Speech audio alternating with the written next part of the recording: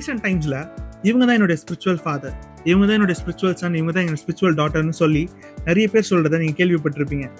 முதல்ல இந்த ஸ்பிரிச்சுவல் ஃபாதர்னா யாரு, அவங்க என்ன பண்ணுவாங்க, முதல்ல அவங்களுக்கு யார் இந்த ரைட்ஸ் கொடுத்தா அப்படின்றத பாக்குறதுக்கு முன்னாடி ஃபாதர்ஸ்னா யாருன்னு பார்ப்போமா. ஃபாதர்ஸ்னா யாரு?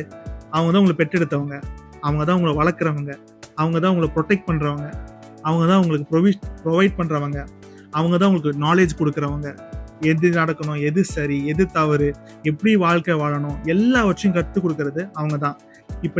இப்போ நீங்க வாழ்றது எல்லாமே அவங்க கிட்ட இருந்து பெற்றுக்கொண்டது தான். ஸோ அதே போலதான் ஸ்பிரிச்சுவல் ஃபாதர்ஸும் உங்களை பெற்றெடுத்திருக்கிறாங்க.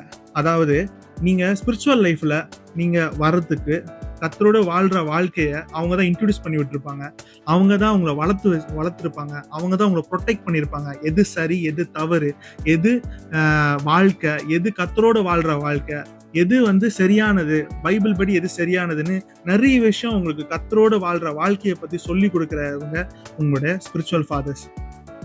முக்கியமா பிலீவர்ஸ் எல்லாருக்குமே அவங்களோட ஸ்பிரிச்சுவல் ஃபாதர் அவங்க பாஸ்டர்ஸ் தான்.